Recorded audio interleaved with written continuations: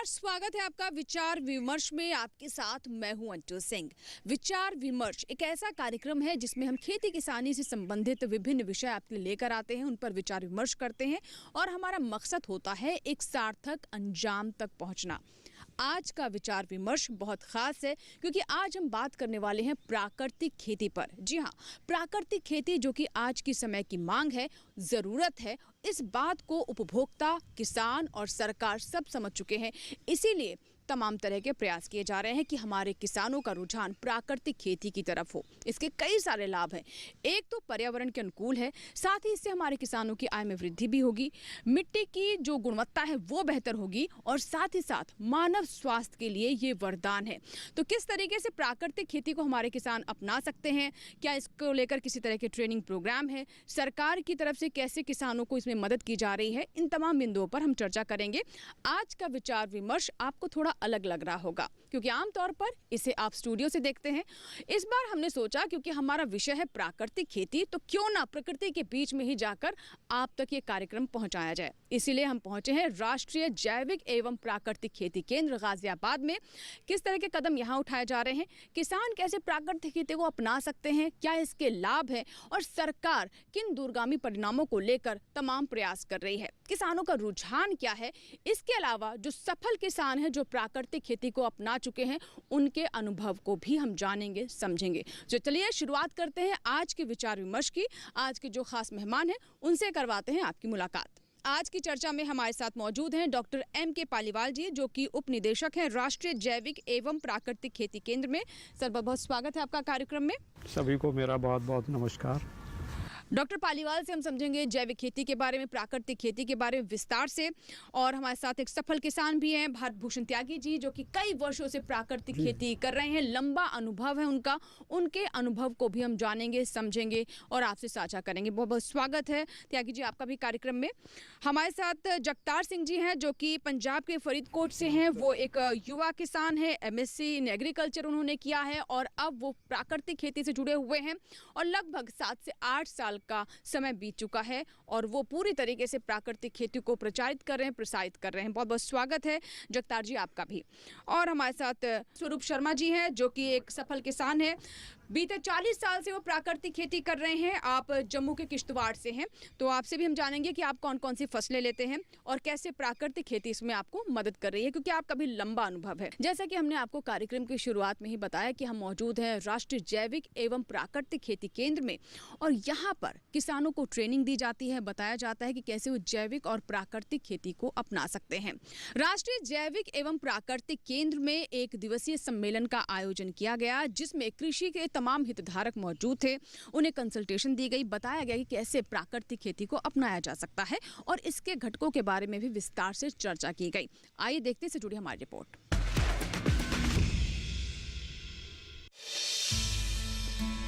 प्राकृतिक खेती को बेहतर तरीके से किसानों को समझाने के लिए हमारी टीम गाजियाबाद पहुंची, जहां राष्ट्रीय जैविक एवं प्राकृतिक खेती केंद्र में एक सेमिनार का आयोजन किया गया था। 2 दिवसीय इस आयोजन में उत्तर प्रदेश व झारखंड राज्य के कृषि प्रसार अधिकारी शामिल हुए। इन 2 दिनों में कृषि विशेषज्ञों ने किसानों को प्राकृतिक खेती से जुड़ी तमाम जानकारी साझा की, जैसे प्राकृतिक खेती कैसे शुरू करें, क्यों शुरू करें, संसाधन कैसे उपलब्ध होंगे, जीवामृत बीजामृत कैसे बनाएं, साथ ही प्राकृतिक खेती से जुड़े किसानों के लिए बाजार कैसे मुहैया होगा।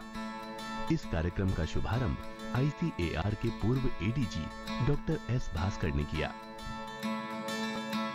राष्ट्रीय जैविक एवं प्राकृतिक खेती केंद्र गाजियाबाद में एक दिवसीय सम्मेलन का आयोजन किया गया, जहां पर किसानों को समझाया गया कि कैसे वो प्राकृतिक खेती को अपना सकते हैं। किसानों की भी यहां पर अच्छी सहभागिता देखने को मिली। यहां पर कुछ एक्सटेंशन ऑफिसर्स हैं हमारे साथ और किसान भी। आइए जानते हैं कि उन्होंने क्या कुछ सीखा, क्या विशेष रहा इसमें। जी, क्या बताना चाहेंगे, आपका नाम? मेरा नाम नगेंद्र सिंह है। मैंने सीखने का जो है प्राकृतिक खेती और जैविक खेती में अब तक हम अंतर नहीं समझ पाए, लेकिन आज जब यहाँ सेमिनार में आए तब पता चला कि प्रकृति में प्रकृति के साथ मिलकर हम खेती कर रहे हैं। प्राकृतिक खेती हो, जैविक खेती हो, उसका आधार जैविक कार्बन है। तो जैविक कार्बन को कैसे बढ़ाया जा सके, उस आज के सम्मेलन में हमें बताया गया है कि सबसे ज़्यादा जैविक कार्बन बढ़ाने का सबसे आसान तरीका यही है कि आप उसे मल्टी क्रॉपिंग करें और मल्चिंग करें।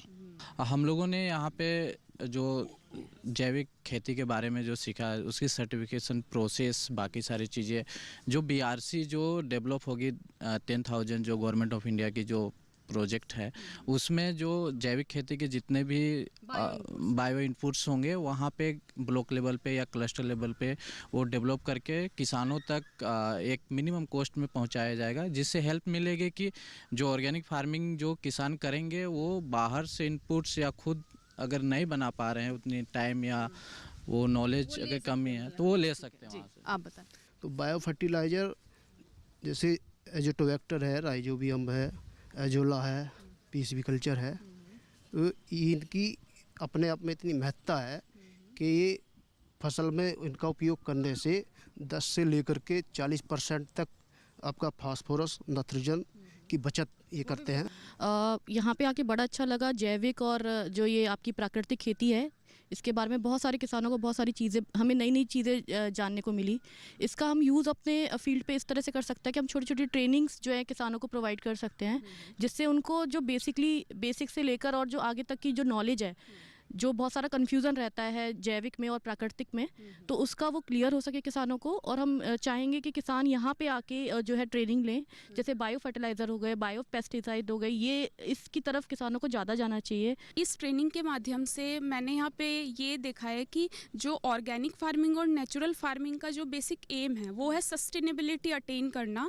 जो हमारे फार्मर्स हैं, जो उनकी जो आय है उसमें एक सस्टेनेबिलिटी अटेन करना है, यानी सतत विकास। और उसको हम कैसे अटेन कर सकते हैं, जो हम किसान की जो इनपुट कॉस्ट है उसको मिनिमाइज करके।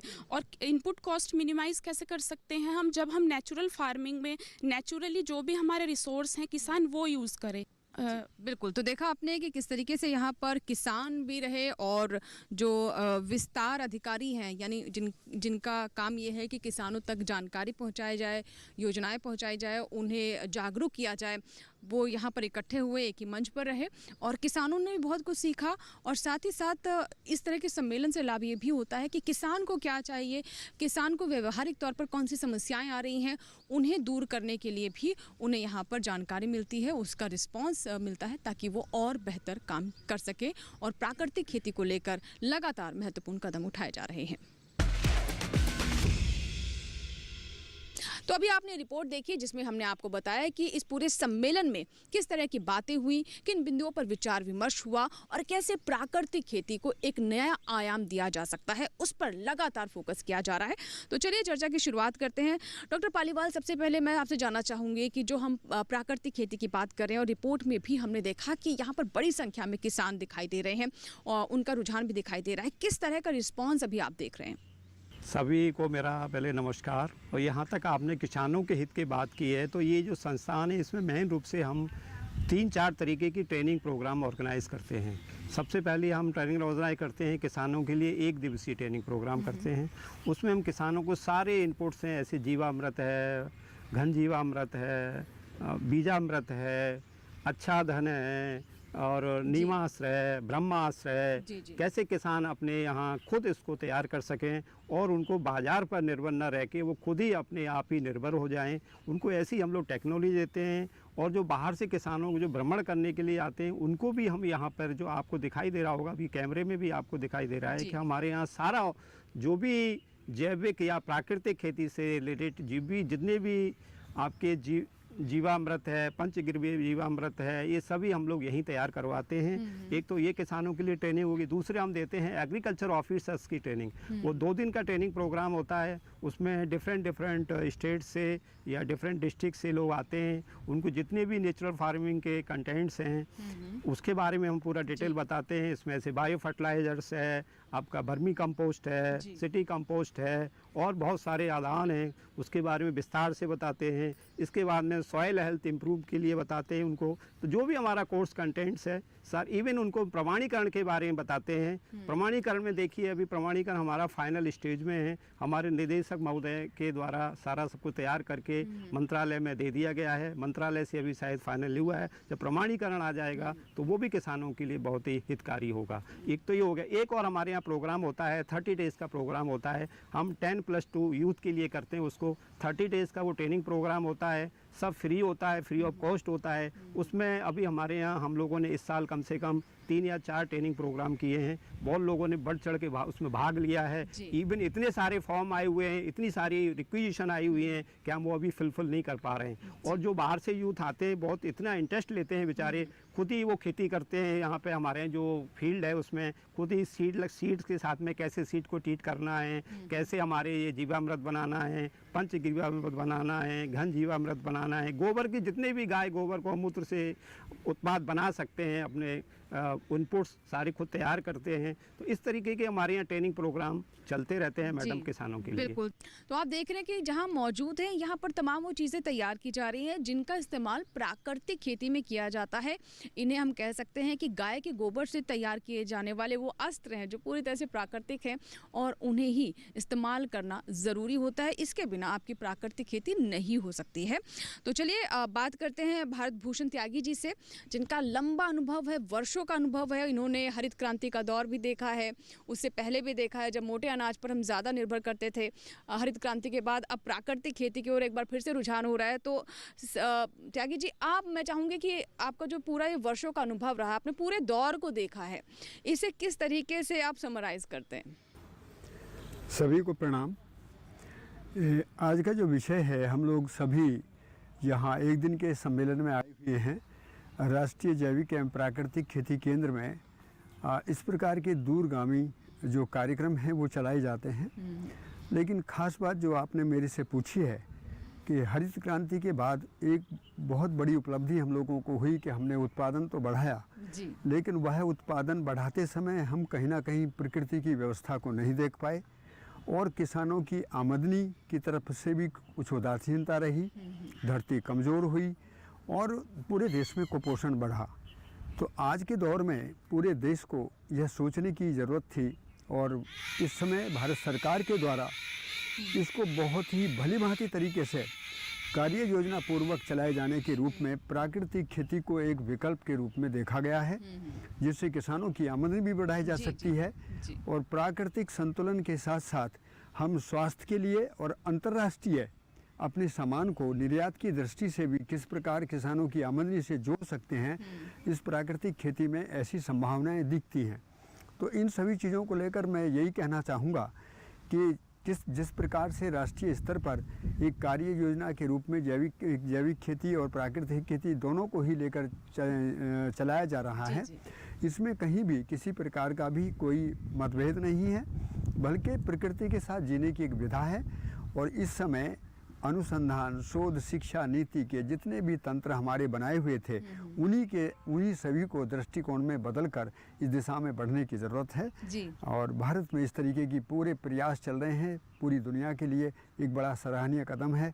हम भारत सरकार की कुछ ऐसी योजनाओं के बारे में भी आपको ज़रूर निवेदन करना चाहूँगा कि अभी प्राकृतिक खेती में हर गाँव के स्तर पर एक बायो इनपुट के लिए कल्चर सेंटर बनाया जा रहा है और ये एक बहुत बड़ी उपलब्धि होगी, क्योंकि वैज्ञानिक को सीधा किसान और गांव तक जोड़ देना, अब तो विज्ञान और तकनीकी के ज़रिए हम प्राकृतिक खेती को कैसे लेकर आगे बढ़ेंगे, एक बहुत बड़ी अनूठी पहल है जी। इससे ग्रामीण स्तर पर बेरोजगार युवाओं को रोजगार मिलेंगे और खेती के क्षेत्र में पढ़ने वाले युवा वहीं गांव से जुड़ेंगे कृषक उत्पादक संगठन के रूप में, समूह के रूप में। तो ये भारत सरकार की एक सराहनीय कदम है, हम इसका बहुत ही दिल से सम्मान करते हैं। जी बिल्कुल। और देखिए, जब आप प्राकृतिक खेती की बात करते हैं तो कई बार सवाल मन में ये भी आते हैं कि जब इतनी तरह की बीमारियां चल रही हैं तो फसलों को कैसे आप प्राकृतिक तौर पर उगा सकते हैं? क्या वाकई में ये संभव है या फिर ये दूर की कौड़ी है?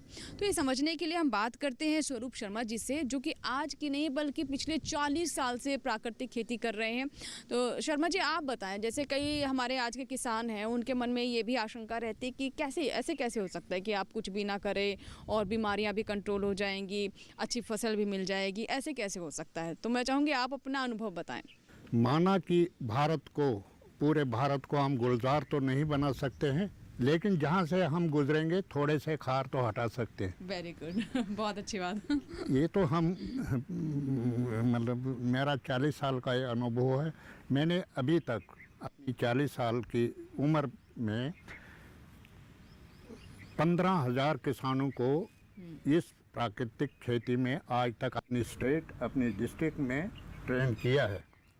लेकिन हमें एक प्रॉब्लम आती है कि हम दूर दराज पहाड़ी क्षेत्र के रहने वाले हैं। वहाँ ऐसी प्रॉब्लमें आती हैं कि हमारे खेत जो होते हैं सलोपी होते हैं, हम वहाँ सोना उगलते हैं। मैं सैफरान, काला जीरा, क्या बोलते हैं इसका जी, गुच्छी, अनारदाना की खेती करता हूँ और हॉर्टिकल्चर में भी वालनट और इसमें खेती करता हूँ। तो हमें 40 साल के इसमें मैंने बाहर भी कॉन्ट्रैक्ट बेसिस पे बहुत काम किया। लेकिन मैंने देखा, अभी त्यागी जी भी बहुत अरसे से जानते हैं, इधर ICR में IAR में हम मिलते रहते थे। इनसे भी हमने कई बातें सीखी और इन्होंने भी हमसे सीखना तो ज़िंदगी में, पूरी ज़िंदगी में सीखना ही सीखना है। जिसने भी अहंकार किया वो नहीं कामयाब हो सकता है। और आज मैं आपके माध्यम से पूरे देश को ये कह सकता हूँ कि मेरे घर में अभी तक कोई बीमारी नहीं आई है। वाकई में। तो ये मैं 70 साल मेरी एज है, मैंने कभी दवा की एक टिक्की नहीं ली है। क्योंकि मैंने जो प्राकृतिक जो खेती है, जो वहाँ की हर्ब्स है, जड़ी बूटी है, पहले तो हमें चाहिए, हमें तो ड्राट आता है अपने एरिया में, मतलब यहाँ कहीं 6 महीने के बाद कहीं बारिश पड़ती है। पहले तो हमने देखना है कि कौन सी फसल हम उगाएं इस खेत में और कौन सा, ये भी हमने ये ट्राई किया था पहले क्योंकि हमने खाद लगाई, दूसरा लगाया, हमारा खेत सख्त और कुछ पैदावार उतनी भी नहीं होती थी क्योंकि ड्राट होता है। खाद को तो चाहिए पानी, हमें तो ऐसी प्रॉब्लम आई। फिर मेरे दिमाग ने ये समझो कि मैं चेंज कर दिया मैंने अपने दिमाग को। फिर मैंने देखें ट्राई करेंगे कि कौन सी फसल हम लगाएं जिससे ड्राट में भी बने। हाँ, फिर मैंने वो 3-4 और वो बहुत कॉस्टली क्रॉप्स है। बिल्कुल। तो जैसे आपने काला जीरा की बात की, सैफरन बताया, गुच्ची, ये गुच्ची मशरूम जिसे कहते हैं, गुच्ची मशरूम, तो ये तो बहुत ही महंगी फसलें हैं और इनके दाम भी बिल्कुल जैसे आप सोना कहा तो उसी के आसपास ही इनकी कीमत भी रहती है बहुत ज़्यादा। गुच्ची मशरूम तो काफ़ी महंगा बिकता है। और जैसे कि आपने बताया कि आपके यहाँ की क्या स्थिति है, आपके यहाँ की जैव विविधता किस तरह की है, मिट्टी कैसी है, इन चीज़ों को देखते हुए समझते हुए आप फसलों का चुनाव करें। जगतार जी, मैं आपके पास आना चाहूँगी। आप क्योंकि एक युवा किसान हैं और आपका बहुत लंबा समय नहीं हुआ, 7-8 साल से आप जैविक खेती कर रहे हैं, प्राकृतिक खेती कर रहे हैं, कैसा रिस्पॉन्स रहा अभी तक और क्या आपको उस तरह का लाभ मिल पा रहा है जो हम रासायनिक खेती करते थे उसमें जितने आसानी से फसलें बिक जाती थी या दाम मिलते थे? जो हमारा क्षेत्र है, हम पंजाब से आते हैं और पंजाब, हरियाणा और पश्चिमी उत्तर प्रदेश ये हरित क्रांति का जो शुरुआत के राज्य हैं। तो जो हरित क्रांति का दौर चला तो उसमें कहीं थोड़ा चूक हुई। उसमें जो हमारा क्षेत्र है, जो हमारा जो प्रकृति का साइकिल रहता है, हम जहाँ पे भी अभी बात कर रहे हैं, जहाँ सुन भी रहे हैं, साइंटिस्ट से समझ भी रहे हैं कि जो प्राकृतिक खेती है वो तभी सफल होती है जब भी हम उसको इंटरक्रॉपिंग एकीकृत करके उसको साथ में लेके चलते हैं। और लेकिन जो हमारा राज्य रहा है तो उसमें खाद्यान्न के तो भंडार उसने भरे हैं भारत के लिए, लेकिन हमारा जो जैव विविधता का हमारा भारी नुकसान हुआ है। हम टोटली अपनी 40-50 हम अपने बुजुर्गों से जो सुना है, जो समझा है कि हम वो 40-50 फसलें हम जितनी भी हमारे खाद्यान्न थे वो हमारे खेतों में उगाते थे। लेकिन आज को पंजाब का है खेती की बात करें तो वहाँ पर गेहूँ और चावल है। हाँ, अभी जो गेहूं का सीज़न है उसमें हमारे सरसों भी हो सकता है, चना भी हो सकता है, मसूर भी होता है और सब्जियां भी होती हैं। लेकिन ज़्यादातर क्षेत्र में गेहूं है और अगले वाले सीज़न में चावल रहेगा। कपास थोड़ा बहुत है, कुछ क्षेत्र में थोड़ा गन्ना है। तो हमने उसका नुकसान उठाया है, हमारी वो सेहत पे उसका असर दिखा है जी। लेकिन जो किसान जैविक कृषि की ओर बढ़ रहे हैं, हम तो शुरुआत ही वहीं से करते हैं कि हमने कुदरत के साइकिल को समझना है, उसके साथ लेकर हमने प्रकृति के साथ चलना है। तो जैव विविधता को लेना पड़ेगा। हम सिर्फ फसलों पे फोकस नहीं करेंगे, हम पेड़ पौधों को और हमारे जो पशुपालन है उसको इंटीग्रेट करते हुए आगे बढ़ेंगे। जो किसान उस रास्ते पे बढ़ रहे हैं वो अपने फैमिली का जो न्यूट्रिशन है उसको भी वो सुधार रहे हैं जी। और अपनी वो खुराक को सुधारते हुए। लेकिन जो अभी थोड़े किसान हैं तो उनका बिक्री हो रहा है, लोकल पे ही हम फोकस करते हैं, लोकली वो हो रहा है सर। जी बिल्कुल। जगतार जी, आपको बता दें कि इन्होंने एमएससी की है एग्रीकल्चर में और उसके बाद जो उन्होंने ज्ञान अर्जित किया कृषि के क्षेत्र में, उन्होंने नौकरी करना नापसंद कर कृषि को ही और बेहतर करने के बारे में सोचा, प्रयास किया और इसका प्रभाव भी देखा जा रहा है। और सबसे अच्छी बात है कि वो इस बात को समझते हैं कि हमें प्रकृति के साथ चलना है। प्रकृति से हम लड़ नहीं सकते हैं क्योंकि प्रकृति हमसे नहीं बल्कि हम प्रकृति से हैं और यही मूल है प्राकृतिक खेती का। पालीवाल जी, क्या कहना चाहेंगे?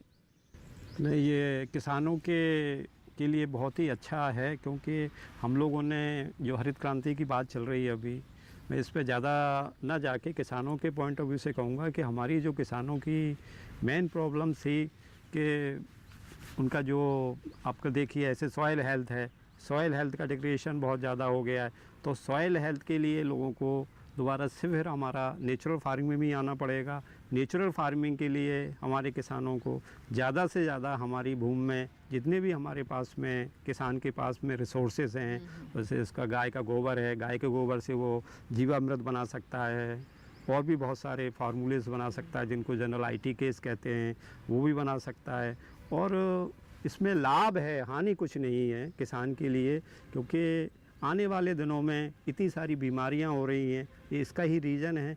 तो हमारा जो संस्थान है, हमारा संस्थान तो किसानों के लिए हमेशा दिन रात मेहनत कर रहा है, किसानों को ट्रेनिंग दे रहा है डिफरेंट तरीके की। बहुत सारे हमारे यहाँ किसान आते हैं और ट्रेनिंग लेके इतने खुश होकर जाते हैं। और अभी हमारा जो मैंने पहले ही बताया था, एक 30 डेज़ का हमने ट्रेनिंग प्रोग्राम किया था। लोग इतना खुश होकर गए, इतना सीख के गए कि उन्होंने अपने यहाँ वो जैविक खेती 1 एकड़ से अभी स्टार्ट कर दिया है। तो हमें तो बहुत खुशी होती है कि जब हम लोगों को, किसानों को बताते हैं। प्राकृतिक खेती में पशुपालन बहुत महत्वपूर्ण है। कैसे हमारे वो किसान जिनके जो सिर्फ व्यावसायिक तौर पर पशुपालन करते हैं या फिर उनके पास पशु नहीं है, वो भी अब प्राकृतिक खेती के बारे में सोच सकते हैं, ये जानते हैं।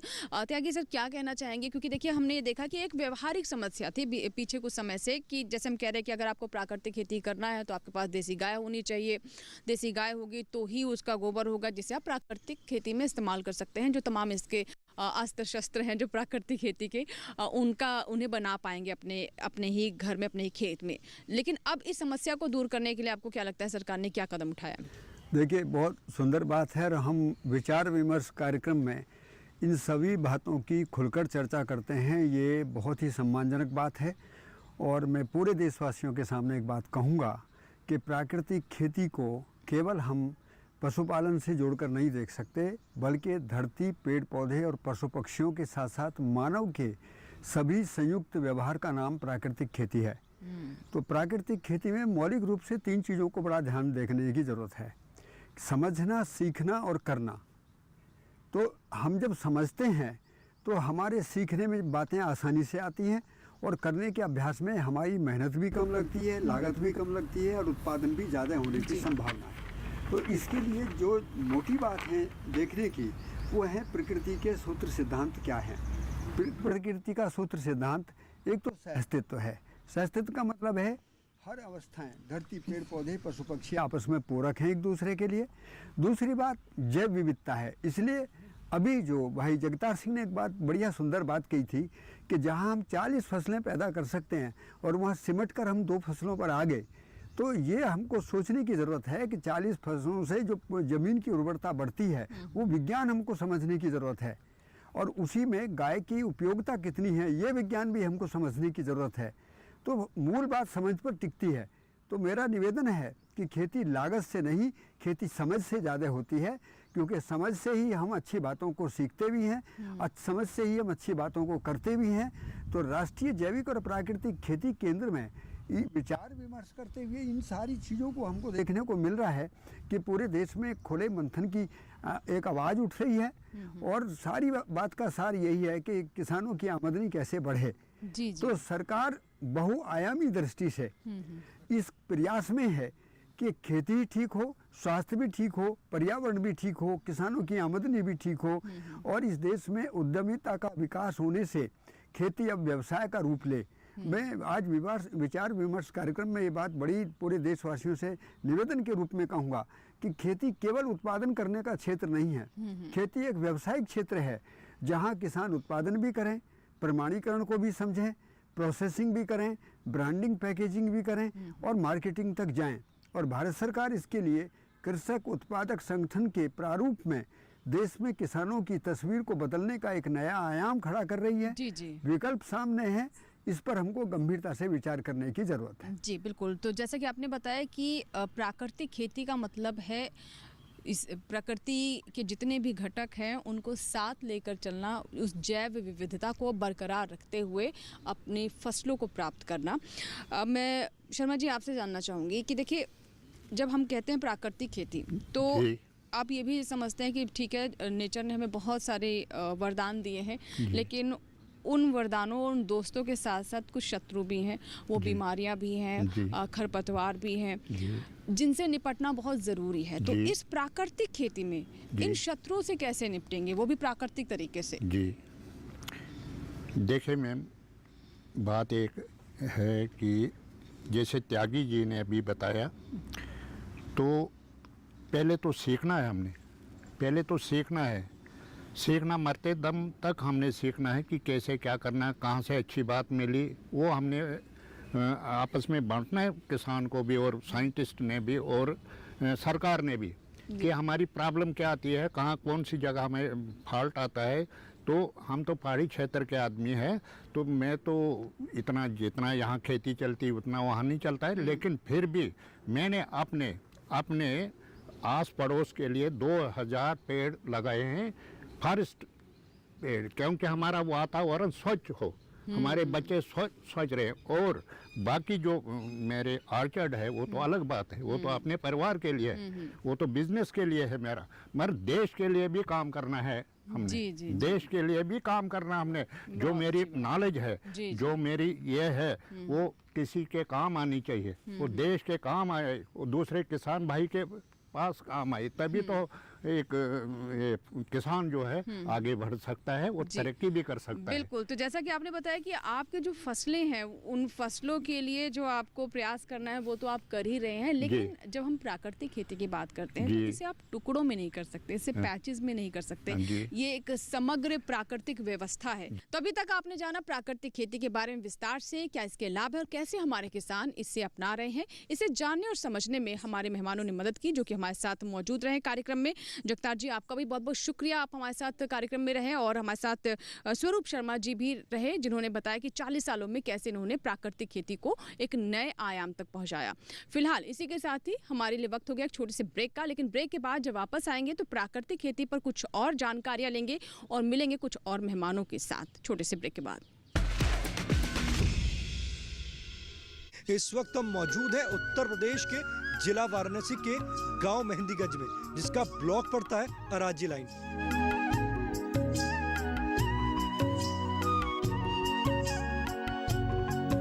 राष्ट्रीय बागवानी मिशन की आज चर्चा चल रही है, आपने इससे लाभ लिया है? हाँ सर, मैंने इससे लाभ लिया। इससे लाभ मैं 2014 से ले रहा हूँ। सरकार ने ये सुविधा दी हुई थी कि वो पौधा भी दिया और उसका लगाने का मेहनत भी दिया, मजदूरी भी दिया, सब कुछ दिया। इसके बाद हमको उसको तोड़ के बेचना था, तो इससे अच्छी योजना हमको क्या मिलेगी? राष्ट्रीय बागवानी मिशन में कोई भी किसान जिसके पास भूमि हो वो इसमें रजिस्ट्रेशन करा सकते हैं।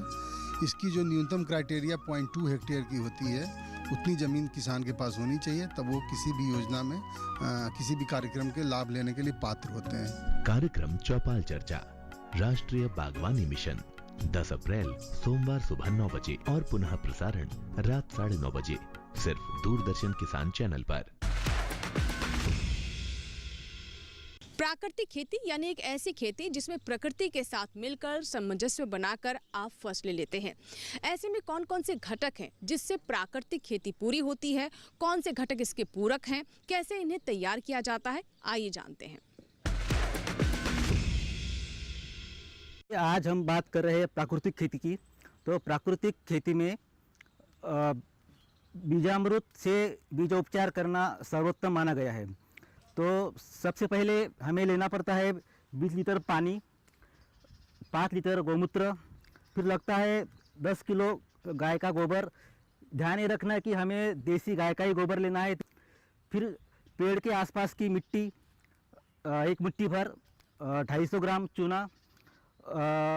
सबसे पहले हम लोग एक कपड़े में 10 किलो गोबर बांध लेंगे और उसकी पोटली बना देंगे। 20 से 20 लीटर पानी में उसको टांग के रखेंगे। उस गोबर का अर्क है वो अपने पानी में मिल जाए। फिर हम लोग उसमें ऐड करेंगे 5 लीटर देसी गाय का गौमूत्र।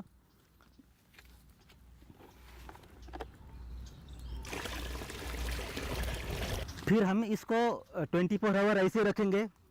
24 आवर होने के बाद 250 ग्राम भुजा हुआ चूना डालेंगे और 1 मुट्ठी भर पेड़ की नीचे की मिट्टी डालेंगे। सुबह शाम 1 दिन चलाएंगे लकड़ी के डंडे से। तो 24 घंटे के बाद ये हमारा बीजामृत तैयार हो जाएगा। प्राकृतिक खेती में जो एक बहुत इम्पॉर्टेंट आदान है वह जीवामृत है। जैसा कि आप सभी को विदित है कि गत वर्षों में रासायनिक उर्वरकों एवं कीटनाशकों के अंधाधुंध उपयोग ने हमारी मिट्टी में मौजूद मित्र सूक्ष्म जीवाणुओं की संख्या को काफ़ी ज़्यादा घटाया है। अतः उन्हें पुनः स्थापित करने के लिए जीवामृत का उपयोग काफ़ी प्रभावशाली माना गया है। तो आइए आज हम जीवामृत को बनाना सीखेंगे। इसको बनाने के लिए जिस सामग्री की हमें आवश्यकता है उसमें सबसे पहले हमें पानी चाहिए 200 लीटर। एक हमें प्लास्टिक का ड्रम चाहिए जिसमें ये 200 लीटर पानी आ सके। इसके अलावा हमें देसी गाय का गौमूत्र चाहिए 10 लीटर। हमें इसमें देसी गाय का गोबर चाहिए 10 किलो। हमें इसमें बेसन चाहिए 2 किलो। हमें इसमें पेड़ों के जड़ों के आसपास की मिट्टी जिसको राइजोस्फेरिक सॉइल के नाम से भी जाना जाता है, ये 1 मुट्ठी के करीब चाहिए होती है। और इसमें काला गुड़ चाहिए होता है हमें, जो कि केमिकली अनट्रीटेड हो 2 किलो के हिसाब से। तो जीवामृत बनाने के लिए सबसे पहले हम एक प्लास्टिक का ड्रम लेंगे जिसमें हम 200 लीटर पानी ले सकें। अब हम इसमें देसी गाय का गोबर डालेंगे 10 किलो। अब हम इसमें देसी गाय का गौमूत्र डालेंगे 10 लीटर। अब हम इसमें 2 किलो काला गुड़ डालेंगे। तो गुड़ डालने के लिए हमने गुड़ का घोल तैयार किया हुआ है पहले से ही। इसमें अब हम बेसन को डालेंगे। बेसन का भी हमने एक घोल बनाया हुआ है ताकि ये अच्छे से घुल सके। अब हम इसमें 1 मुट्ठी राइजोस्फेरिक सॉइल यानी कि पेड़ों के जड़ों से जो चिपकी हुई मिट्टी होती है उसको डालेंगे। अब इन सभी सामग्रियों को एक लकड़ी की सहायता से चलाएंगे ताकि ये घोल जो है हमारा, सभी जो हमने पदार्थ इसमें डाले हैं वो घुल जाए। 1 मिनट के लिए हम इसको चलाएंगे।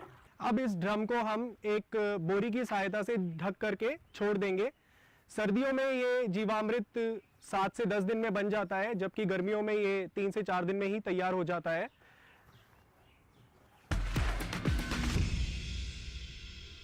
अग्न्यास्त्र कैसे बनाते हैं और उसका क्या प्रयोग है, उसमें क्या क्या सामग्री लगती है, उसके बारे में हम आपको संक्षेप में बताएंगे। तो सबसे पहले सामग्री क्या क्या लगती है। गौमूत्र लगता है, नीम की पत्तियां लगती हैं, हरी मिर्च की चटनी लगती है, लहसुन की चटनी लगती है और एक भगोने की ज़रूरत होती है। तो देखिए सब हमने यहाँ पे रेडी कर लिया है और ये एक भगोने में गौमूत्र डाल देते हैं। थोड़ा डालना, ठीक है। तो ये भगोने में गौमूत्र हमने डाल दिया।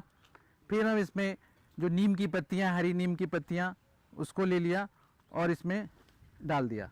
5 केजी नीम की पत्तियाँ डालते हैं। आधा किलो हरी मिर्च की चटनी लेते हैं। आधा जो है किलो लहसुन की चटनी लेते हैं और इसको एक लकड़ी की सहायता से ऐसे चलाते रहते हैं। उसके बाद में इसमें 3 से 4 उबाल आ जाते हैं। 4 उबाल आने के बाद में फिर इसको ठंडा होने के लिए रख देते हैं 2 दिन के लिए। 2 दिन के बाद में फिर इसको छान लेते हैं किसी सूती कपड़े के सहायता से। तो 100 लीटर पानी में 203 लीटर जो हमारा ये अग्न्यास्त्र बन के तैयार हुआ है इसमें मिला लेते हैं और जो भी हमारे उसमें कीट पतंगे और ये जो लगते हैं बीमारी, उसमें इसका छिड़काव करते हैं। घन जीवामृत के बारे में, ये बीजामृत का सूखा हुआ रूप है कि उसका घन ठोस रूप है, जिसमें जो है जो बीजामृत में जो सामग्रियां लगती हैं उन्हीं को उन्हीं सामग्रियों का प्रयोग करते हुए ठोस रूप में हम जीवामृत को तैयार करते हैं घन जीवामृत बनाने में। तो पहले हम गोबर को एक जगह एक समतल सतह पर ले लेते हैं, इसके बाद इसको गोबर को बाकायदे फैला देते हैं। इसके बाद जो हमारी सामग्री है, पहले बेसन को बराबर फैला करके गुड़, मिट्टी, उसके बाद इस पर थोड़ा सा हम जो है गौमूत्र, ताकि ये जो है ढंग से इसमें सारी सामग्री जो है हमारी ढंग से मिश्रित हो जाए।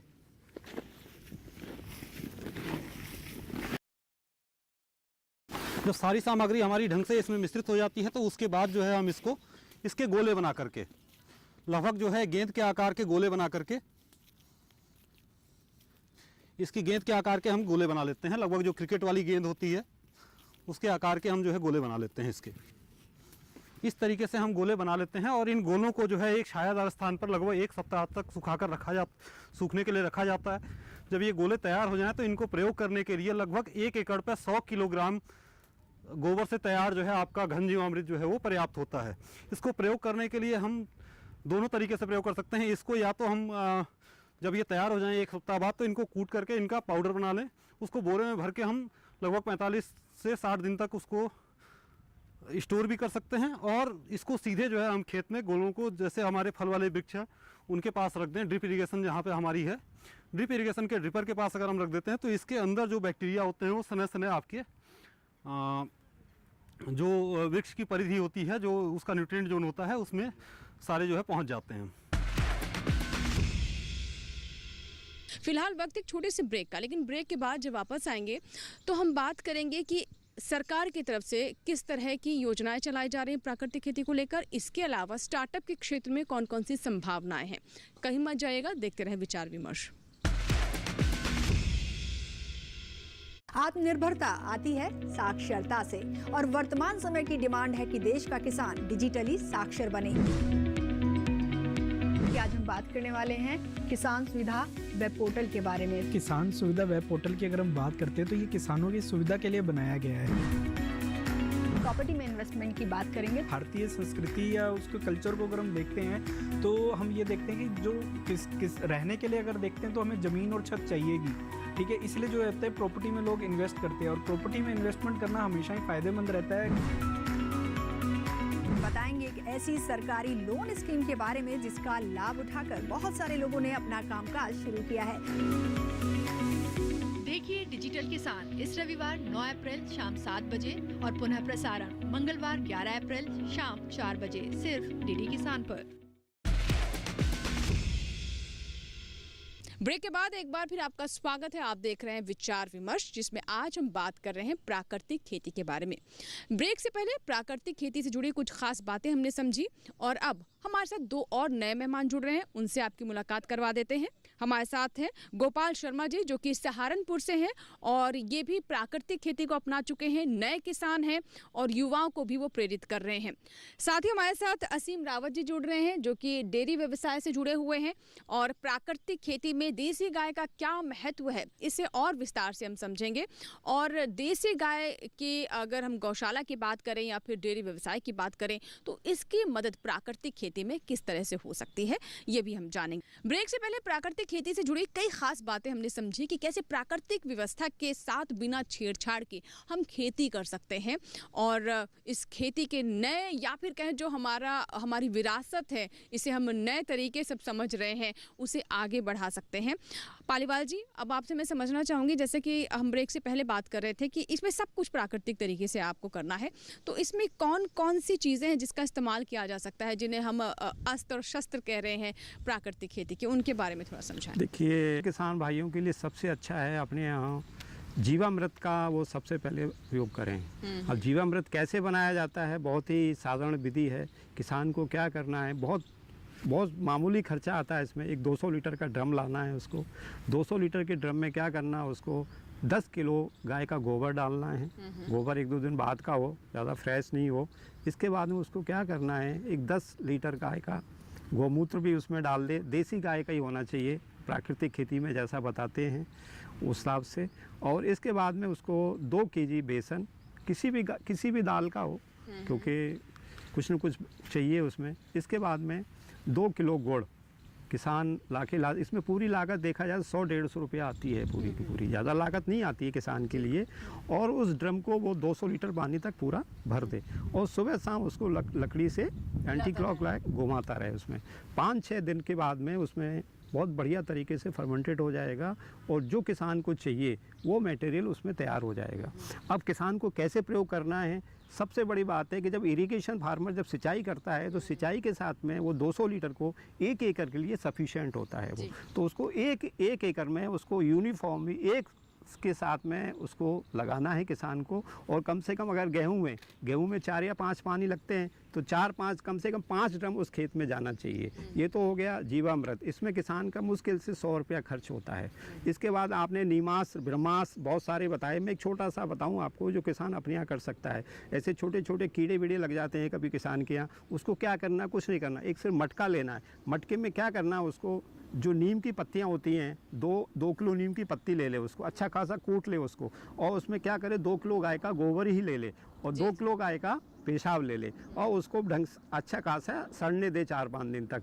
इसके बाद में उसको निचोड़ के कपड़े से छान के और उसको कम से कम 50-60 लीटर पानी में मिक्स करके जब भी उसको लगे कि मेरे खेत में कीड़े जैसा कुछ लग रहा है तो उसको छिड़काव कर दे। तो बहुत सारी ऐसी विधियां हैं, जनरल ITKs हैं जो किसान अपने आप बना सकता है। और हमने किसानों के लिए एक बहुत अच्छा प्राकृतिक खेती पर हिंदी में एक बुकलेट तैयार की है। तो मैं आपके माध्यम से आपके उससे कहना चाहता हूं कि अगर किसानों को, जिस किसान को भी लिटरेचर की ज़रूरत हो जैविक प्राकृतिक खेती के बारे में, वो हमारे केंद्र से संपर्क कर सकता है और हम उसको किसानों की एक बुकलेट जो हमने बनाई है हम उसको बड़े आराम से दे सकते हैं। उसमें सारे नीमास ब्रह्मास जितने भी ITKs हैं ऑनलाइन भी है, हमारे वेबसाइट पर डला हुआ है। बिल्कुल, तो जैसा कि आपने बताया कि कौन कौन से अस्त्र हैं और कैसे इसे गोबर से तैयार किया जा सकता है, हमारे साथ असीम रावत जी हैं। असीम रावत जी, जैसा कि हम जानते हैं कि सरकार की तरफ से एक योजना और भी चलाई जा रही है, गोबर धन, यानी जो गाय का गोबर है, पशु का गोबर है, इससे भी कैसे हम धन कमा सकते हैं या फिर ये किसी धन से कम नहीं है। अब जब प्राकृतिक खेती का चलन दिखाई दे रहा है, आपको क्या लगता है कि जो आपने ये पूरा फार्म शुरू किया था या डेयरी शुरू की थी जिसमें देसी गाय हैं, आपको लग रहा है कि बहुत सही कदम था और अब इसकी उपयोगिता और बढ़ गई है? हम लोग जो है लगभग 1000 गायों के साथ काम करते हैं, जिसमें जो है ज़्यादातर बूढ़ी गाय, बछड़े और दूध ना देने वाली गाय हैं। दूध वाली गायों की संख्या काफ़ी कम है। सिर्फ भारतीय नस्लें हम पालते हैं जिसमें गिर, साहिवाल, थारपारकर और हिमालयन बद्री गाय हैं। लगभग 80 कर्मचारी संस्था में काम करते हैं और ये कहना चाहिए कि ये कर्मचारी गायों से अपनी तनख्वाह पाते हैं। तो गाय इतने सारे लोगों का जो है वो करती है, उनको सपोर्ट करती है, भरण पोषण करती है। तो जैसे आपने ये सवाल किया, तो गोबर और गौमूत्र ये जो इनपुट्स हैं, ऑर्गेनिक इनपुट्स, ये बहुत इंपॉर्टेंट हैं अगर हम ऑर्गेनिक खेती करना चाहते हैं। ठीक है, तो इनके बिना ऑर्गेनिक खेती संभव नहीं है, ऐसा कहना सही होगा। तो हम लोग गाय के दूध से बहुत सारे प्रोडक्ट्स बनाते हैं, गौमूत्र से बहुत सारे प्रोडक्ट्स बनाते हैं, दवाइयाँ भी बनती हैं, आयुर्वेद की बहुत सारी मेडिसिन गौमूत्र से बनती हैं। गोबर से लकड़ियाँ बनती हैं, उनको ईंधन के रूप में इस्तेमाल करते हैं। जीवामृत जो है, बीजामृत जैसे भी डॉक्टर पालीवाल बता रहे थे, और बहुत सारे कीटनाशक हम बना सकते हैं गौमूत्र, गोबर से, जिनको हम ऑर्गेनिक खेती में इस्तेमाल करते हैं, नेचुरल खेती में इस्तेमाल करते हैं। यही हमारी संस्था कर रही है। तो हम लोग प्रोड्यूसर्स हैं और पैक करते हैं और एंड यूजर्स तक जाते हैं। तो ये पूरा इकोसिस्टम जो हमने सेटअप किया है, ये प्रॉफिटेबल ऑर्गेनाइजेशन है। 8 साल से ऊपर हो गए इसको चलाते हुए, और लोगों को ट्रेन भी करते हैं, प्रचार भी करते हैं कि जो लोग भी देसी गायों के साथ जुड़ेंगे वो इनके लिए बोझ नहीं होंगी। इनको साथ में लेकर जब आप खेती करते हैं तो आपका प्रॉफिट बढ़ेगा ही बढ़ेगा। जी, जैसे कि आप बता रहे हैं कि ये कई जो गाय होती हैं जब वो दूध नहीं देती हैं तो उस वक्त किसानों को लगता है कि ये बिना मतलब का खर्चा है, तो उसे भी आप कैसे व्यवसाय में तब्दील कर सकते हैं और गाय का जो गोबर है वो आपको धन दे सकता है। तो असीम जी, आपसे मैं एक चीज़ और भी समझना चाहूँगी कि जो किसान नेचुरल फार्मिंग करना चाहते हैं लेकिन उनके पास गाय नहीं है, क्या वो आपके ऑर्गेनाइजेशन से जुड़कर वो तमाम चीज़ें प्राप्त कर सकते हैं जिसकी आवश्यकता होती है नेचुरल फार्मिंग में? जी बिल्कुल। तो जैसे आपने सवाल पूछा, ये गाय का गोबर बहुत ज़्यादा मात्रा में ज़रूरत नहीं होता है। जिनके पास गाय हैं और बछड़े हैं या बूढ़ी गायें हैं, उनका गोबर गौमूत्र भी इस्तेमाल करा जा सकता है और तब भी वो गाय प्रॉफिटेबल होती है। देखिए, थोड़ा सा दिल बड़ा करना पड़ता है। मेरा ये ऐसा मानना है कि अगर हम जो हमारे पास जो गोधन है उसको हम सिर्फ दूध के लिए ना देखें, उसमें और भी जो चीज़ें हमें मिलती हैं इनपुट्स, जैसे गौमूत्र है, गोबर है, ब्रीडिंग है, उस पर भी ध्यान दीजिए। आपको हैरानी होगी कि ऐसे ऐसे भी बछड़े हैं जिनकी कीमत कई करोड़ों में है, और ये भारतीय नस्लों की बातें मैं कर रहा हूँ। अगर आपके पास एक प्योर पेडिग्री का गिर नंदी है या साहिवाल नंदी है तो इसकी कीमत कई मतलब लाखों से लेकर करोड़ों तक है, और ये बिक रहे हैं, भारत में बिक रहे हैं। अच्छा जी, तो ये बात ब्रीड की होती है। तो एक ऐसे भी नंदी हैं जो सड़क पे बेचारे घूम रहे हैं, और एक ऐसे भी हैं जिनकी कीमत ऐसी है कि आप लेना चाहते हैं पर आपके पास वो अवेलेबिलिटी ही नहीं है। ठीक है, तो ब्रीडिंग पर ध्यान दें ऐसे किसान या जो गौपालक हैं। फिर गौमूत्र गोबर से आप खेती ज़रूर करें, और डेयरी एज ए व्यवसाय को आप एक कंप्लीट मॉडल बनाएं। सिर्फ दूध के ऊपर जब तक आपकी डिपेंडेंसी रहेगी तब तक आपके ऊपर वो प्रेशर बना रहेगा। ठीक है, और जिन किसानों भाइयों के पास जो है गाय नहीं है, तो गोबर के लिए बहुत सारे बायो इनपुट्स के सेंटर्स खुले हैं। बहुत से लोग वर्मी कंपोस्ट बनाते हैं, गोबर दे सकते हैं, गौमूत्र दे सकते हैं। बहुत सारा गोबर गौमूत्र तो वेस्ट हो रहा है, तो कमी बिल्कुल नहीं है। जो किसान हैं इनके पास वो उसका इस्तेमाल करें, जिनके पास नहीं है वो जाकर ले सकते हैं वो। जी बिल्कुल, तो हर तरह की देखिए व्यवस्थाएं बनती जा रही हैं। जब एक शुरुआत होती है तो उसके साथ साथ एक नए तरह का बाजार भी बनता है। मकसद यही होता है कि जो एक सोच के साथ आगे बढ़ा जा रहा है उस सोच को आगे तक पहुंचाया जा सके, उससे बड़ा रूप दिया जा सके, और ऐसा हम प्राकृतिक खेती के क्षेत्र में भी होते हुए देख रहे हैं। हमारे साथ गोपाल शर्मा जी भी हैं। गोपाल शर्मा जी, जैसा कि आपसे बात हो रही थी प्रोग्राम से पहले, आपको बहुत समय नहीं हुआ प्राकृतिक खेती में। सबसे पहले तो मैं चाहूँगी कि जो 4-5 साल आपने प्राकृतिक खेती में बिताए हैं, इसका अनुभव कैसा रहा? धन्यवाद मैडम। आभार प्रकट करना चाहूँगा डीडी किसान और एनसीएफ के अधिकारियों का कि उन्होंने इस मंच पर मुझे आने का मौका दिया। जैसा कि मैं सुन रहा था, हमारे इस कार्यक्रम को ज्वाइन करने से पहले मेरे बहुत ही सीनियर साथी त्यागी जी जो हैं साथ में, उन्होंने एक चीज़ पर बहुत एम्फेसाइज किया या जोर डाला कहूँगा कि खेती को हमें व्यावसायिक दृष्टि से देखना होगा, केवल खेत में कुछ उगाने की दृष्टि से नहीं देखना होगा। और इसी से प्रेरित होकर के, और हमारे भूतपूर्व राष्ट्रपति जी कलाम साहब जिनका ये कहना था कि जब तक देश का युवा जो है वो ग्राम की तरफ रुख नहीं करेगा तब तक शायद देश हमारा तरक्की नहीं कर सकता। जी। तो इसी विचारधारा के साथ मैं मेरा बेटा, मेरा भतीजा जो बहुत ही अच्छे इंजीनियर और एमबीए जैसे क्वालिफाइड बच्चे हैं, उनको साथ लेकर के मैंने 25 वर्ष कॉरपोरेट में एक व्यवसाय का अनुभव करना, जिसमें सेल्स, मार्केटिंग और आप कैसे कर सकते हैं, इस सब को सम्मिलित करते हुए गांव का रुख किया। और सोच यही थी कि अगर आप एक अच्छा मॉडल किसानों के बीच खड़ा कर सकते हैं, उनको ये समझा सकते हैं कि पढ़े लिखे लोग जो व्यवसाय में थे वो खेती की तरफ यदि आ रहे हैं, प्राकृतिक खेती की तरफ आ रहे हैं, जैविक की तरफ आ रहे हैं, तो कुछ ना कुछ इसका बहुत उज्जवल भविष्य है और हमारे समय की ये मांग भी है कि हम इसकी तरफ बढ़ें। तो इसी विचारधारा से हमने इसकी तरफ कदम बढ़ाए हमने, और हम इसको आगे ले जा रहे हैं। चलिए, बहुत सुंदर बात कि आप न खुद इससे जुड़े हैं, आपने भी कॉर्पोरेट वर्ल्ड में अपनी एक भूमिका निभाई और वहाँ से जो ज्ञान लिया वो आप गांव में खेती में इस्तेमाल कर रहे हैं, और जो नई पीढ़ी है उससे भी जोड़ कर रखा है। ये एक सबसे बड़ी चुनौती होती है जिसमें आप कामयाब हो रहे हैं, तो वाकई में सराहनीय कदम है और सराहनीय प्रयास है आपकी तरफ से। अब मैं आपसे जानना चाहूँगी कि जो हम प्राकृतिक खेती की बात कर रहे हैं, इसमें किस तरह से आपने इसको सीखा, और क्या कोई ट्रेनिंग ली, और सरकार की जो संस्थान है क्या उनसे आप जुड़े, कैसी रही आपकी जर्नी? जी, आपने बहुत अच्छा सवाल पूछा, और माननीय पालीवाल जी ने भी इसी कार्यक्रम में उल्लेख किया कि ये संस्था जो है 30 दिवसीय प्रशिक्षण कोर्सेज का संचालन करती है। तो मैं भी उसका एक प्रतिभागी था, और मैंने 30 दिन इसी केंद्र में रह करके प्राकृतिक और जैविक खेती की बारीकियों को समझा। चूँकि मैं कॉर्पोरेट वर्ल्ड में समय बिता के आया, तो एक सीखने की चाह, जानने की चाह, आई थिंक इस संस्था ने मेरी बहुत मदद की, और हमें एक मास्टर ट्रेनर का दर्जा संस्था ने दिया है, क्योंकि ये बात हम अच्छी तरह से समझते हैं एक संस्था होने के नाते कि सरकार के लिए हर कोने और मोड़ तक पहुंच पाना अपनी मशीनरी और एडमिनिस्ट्रेशन के साथ थोड़ा मुश्किल होता है।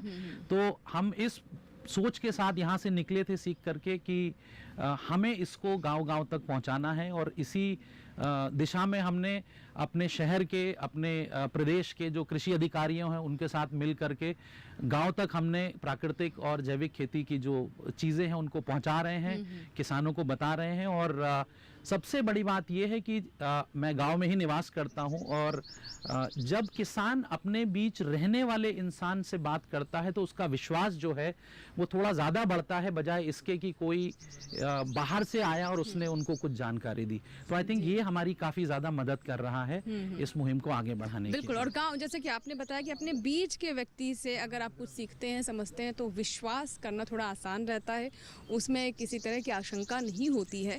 और गांव का अपना एक ताना बाना होता है, एक सोशल फैब्रिक होता है और प्राकृतिक खेती इसे और मजबूत बनाता है, क्योंकि ये सिखाता है कि कैसे जो प्रकृति के जो तमाम घटक हैं उन्हें साथ लेकर उनसे प्रेम करना सिखाता है। भूषण त्यागी जी, जैसे कि आप भूषण त्यागी जी भी हमारे साथ हैं, उनसे हम एक बार फिर से बात करते हैं। सर, एक चीज़ हमने और भी देखी है कि कृषि को सिर्फ खेती की तरह ना देखें आप, जैसा कि सर भी कह रहे थे, इसे एक व्यावसायिक रूप देने की भी बहुत ज़रूरत है और इस पर सरकार भी काफ़ी काम कर रही है। आप किस तरह से इसका स्वरूप बदलते हुए देख रहे हैं और प्राकृतिक खेती से इसे कैसे और आगे ले जाया जा सकता है? देखिए, ये बहुत ही सुंदर बात है जो अभी डॉक्टर पालीवाल जी ने भी, शर्मा जी ने भी और असीम भाई ने भी जो कुछ गहरे मुद्दों पर चर्चा की है कि व्यावसायिक प्रवृत्ति के साथ हम कैसे आगे बढ़ें, तो उसके दो स्वरूप हम देख रहे हैं। एक तो उत्पादन के स्तर पर व्यवसाय को स्वावलंबन के रूप में हम कैसे देखते हैं, तो उसमें एक दृष्टि की ज़रूरत है कि हम खाद या कल्चर बनाएं या प्रकृति अपने खाद और कल्चर बनाने का उसका नियम क्या है। इन दोनों को यदि हम देखते हैं तो पता लगता है कि जैसे भी हम खेत में जैव विविधता के आधार पर मिश्रित फसल प्रणाली को लागू करते हैं तो खेत में एक व्यावसायिक प्रबंधन अपने आप ही होने लगता है। एक पौधा जो खुराक बनाता है वो दूसरे पौधे के लिए बनाता है। ये जो परस्पर पूरकता का सिद्धांत है, इससे ही पता लगता है कि प्राकृतिक खेती में किसानों को ज़्यादा थकने की ज़रूरत नहीं है, उनका ज़्यादा खर्च नहीं होगा, बल्कि उनका जो बचा हुआ समय है और उनकी जो बचा हुआ श्रम है वो सारा का सारा व्यवसाय की ओर जाता है। इसलिए भारत में पूरी तरीके से कृषि को उद्यमिता के साथ जोड़कर एंटरप्रेन्योरशिप मोड में आगे बढ़ाए जाने की बात चल रही है। एक तो मैंने ये बात कही। दूसरी बात मैं कहूँगा कि व्यावसायिक प्रबंधन शुरू होता है प्रमाणीकरण और प्रसंस्करण के जरिए। प्रमाणीकरण के लिए कहूँगा कि भारत सरकार दुनिया में एक ऐसी सरकार है कि जिसने जैविक और प्राकृतिक प्रमाणीकरण को लेकर किसानों को निःशुल्क सर्टिफिकेशन के साथ एक संसाधन उपलब्ध कराया है। और मैं ये कहूँगा कि ये पूरी दुनिया की एक पहली सरकार है कि जिसने किसानों के लिए निःशुल्क सर्टिफिकेशन की व्यवस्था बनाई, जिसके आधार पर हम पूरे देश में किसान अपनी जिम्मेदारी से सर्टिफिकेशन कर सकता है। उससे क्या मदद मिलती है? उससे हम जो व्यावसायिक प्रबंधन है कि हमें क्या कौन सी मशीन लगानी है, कैसे लाइसेंस लेने हैं, हमारे प्रमाणीकरण मानक क्या हैं, अंतर्राष्ट्रीय स्तर पर हमको सामान बेचना है तो उसके लिए हमें किन किन सावधानियों को समझना है, ये सारी चीज़ें हम उनको समझते हैं। और राष्ट्रीय जैविक और प्राकृतिक खेती केंद्र में प्रशिक्षण का मुद्दा भी यही है। जी बिल्कुल। तो चलिए, आप प्रमाणीकरण की बात कर रहे हैं यानी सर्टिफिकेशन, इस पर भी कई बार बातें होती हैं और किसान कहते हैं कि हम 4 साल से खेती कर रहे हैं, 5 साल से कर रहे हैं प्राकृतिक खेती, लेकिन हमें सर्टिफिकेट नहीं मिला, हमारी फसल को प्राकृतिक फसल या फिर कहें ऑर्गेनिक नहीं माना जाता, उस हिसाब से भाव नहीं मिलते। तो इसका भी मैं जवाब देती हूँ। पालीवाल जी क्या कहना चाहेंगे? हमारे वो किसान जो कि प्राकृतिक खेती कर रहे हैं, कई किसानों की ऐसी क्वेरीज भी आती हैं, कई बार किसान से शिकायत भी करते हैं कि हम तो इतने सालों से प्राकृतिक खेती करें लेकिन कोई मानता ही नहीं है। तो इसके बारे में क्या कहेंगे? देखिए, जैविक खेती में तो प्रमाणीकरण के लिए स्टैंडर्ड्स तैयार हैं, वो भी बहुत पहले ही तैयार हो गए थे और वो पूरे भारत में चल रहे हैं। वो उसमें उसको चलाते हैं PGS, पार्टिसिपेटरी गारंटी सिस्टम, उसके अधीन वो चल रहा है। पर यहाँ तक प्राकृतिक खेती के बारे में अभी आपने जो प्रमाणीकरण के बारे में पूछा है, उसकी फाइनल ड्राफ्ट तैयार हो गया है और वो फाइनल ड्राफ्ट मंत्रालय के पास है। जो भी उसमें डिसीजन होगा बहुत जल्दी आने वाला है। लोगों के शायद कमेंट्स मांगे जा रहे हैं उसमें, जहाँ तक मुझे आइडिया है। तो जैसे भी 1-2 महीने फाइनल हो जाएगा तो प्राकृतिक खेती के लिए भी स्टैंडर्ड्स आ जाएंगे। तो अभी तो स्टैंडर्ड अंडर कंसिडरेशन में है वो, अब जैसे ही आएंगे वैसे भी यार मुझे तो लगता है कि बहुत जल्दी आ जाएंगे वो जी। स्टैंडर्ड्स।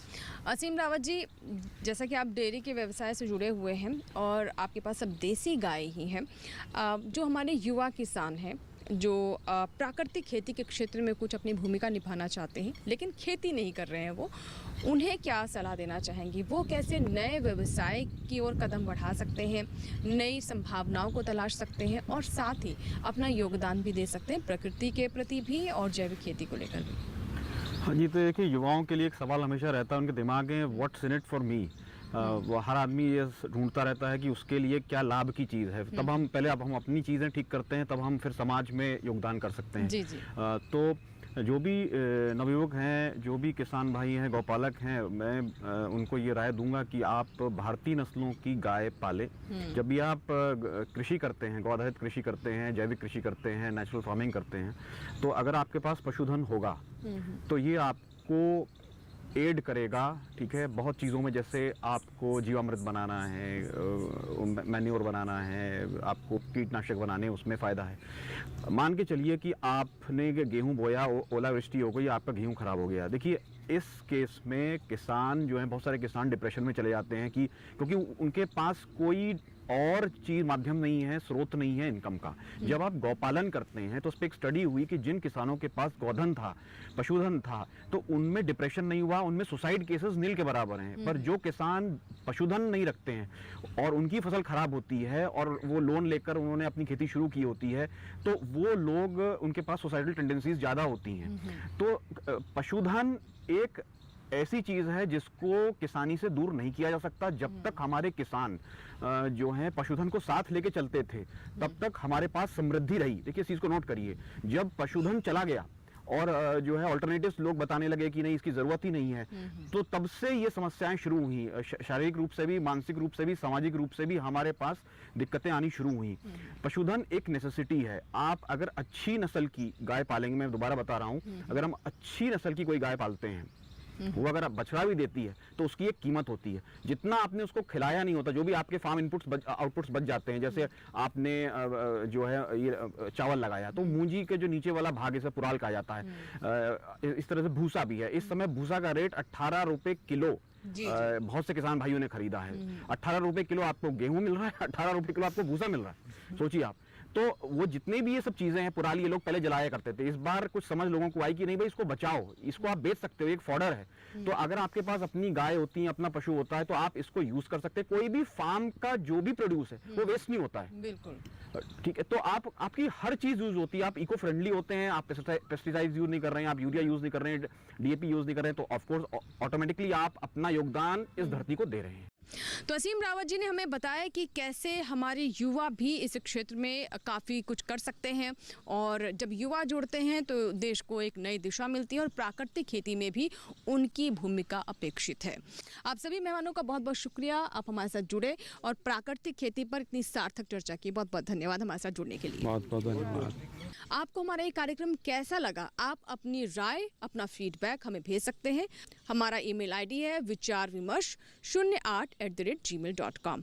आपकी फीडबैक, आपकी राय का हमें इंतजार रहेगा और अगर आप चाहते हैं कि किसी विषय को हम कार्यक्रम में शामिल करें, उस पर विचार विमर्श करें, तो ज़रूर हमें लिखें। इसी के साथ यहाँ लेंगे आपसे इजाज़त। आप बने रहें दूरदर्शन किसान के साथ। नमस्कार।